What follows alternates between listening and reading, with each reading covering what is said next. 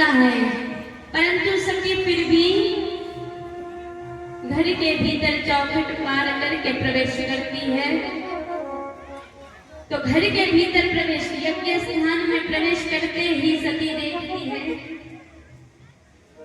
कि सबके लिए स्थान है, ब्रह्मा विष्णु इंद्र देवता इत्यादि सबके लिए स्थान है, पर मेरे पति शिव के लिए कोई स्थान नहीं। जैसे ही सती देखते हैं कि शिव के लिए कोई स्थान नहीं है, सती आज अपने पिता से कहते हैं, पिताजी सबके लिए स्थान है तो मेरे पति शिव का स्थान कहाँ है? दक्ष कहता है, ओ सती, अरे तुम्हारे पति शिव यज्ञ में भाग लेने की हैसियत है? कहते अर्थात कहते हैं योग्यता नहीं है तुम्हारे पति शिव में, और शमशानवासी मुर्दों के बीच ही अच्छा लगता है, यज्ञ वेद शास्त्रों में ये अच्छा नहीं लगता।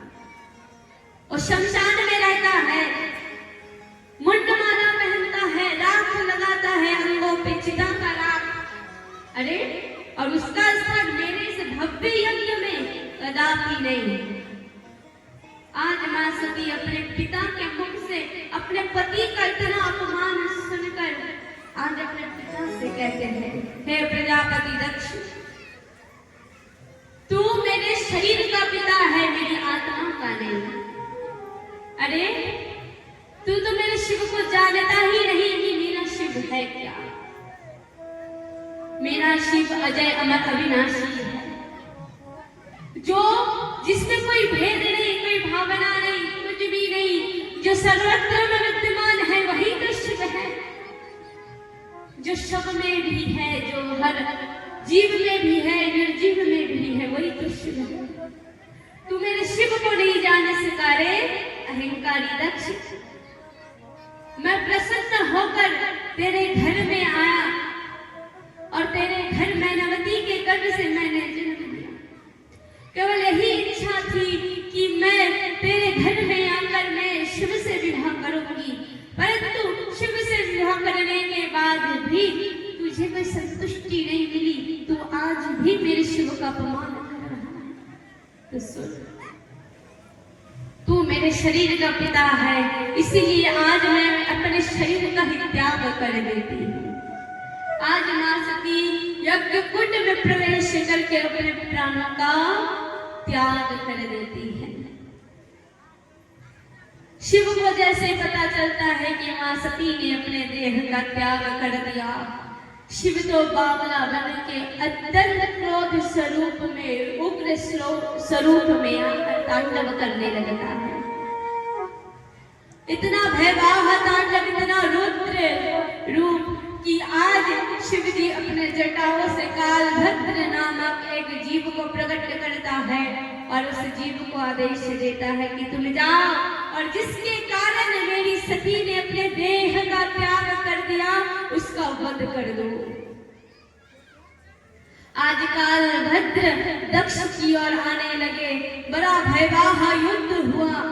शिव के जितने नंदी भृंगी, जितने यौन इत्यादि थे, सबसे दक्ष की सेनाओं का युद्ध होने लगा।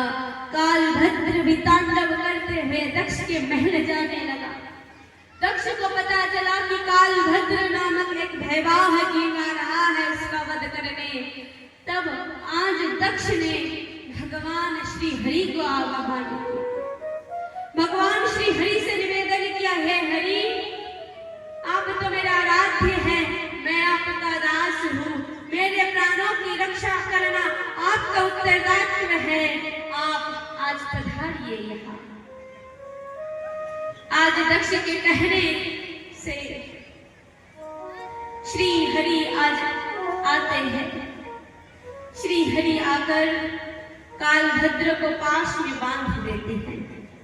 शिव को जैसे पता चलता है कि कालभद्र को नारायण ने पाश में बांध दिया, उसी समय आज शिव जी भी दक्ष के महल प्रवेश करते हैं।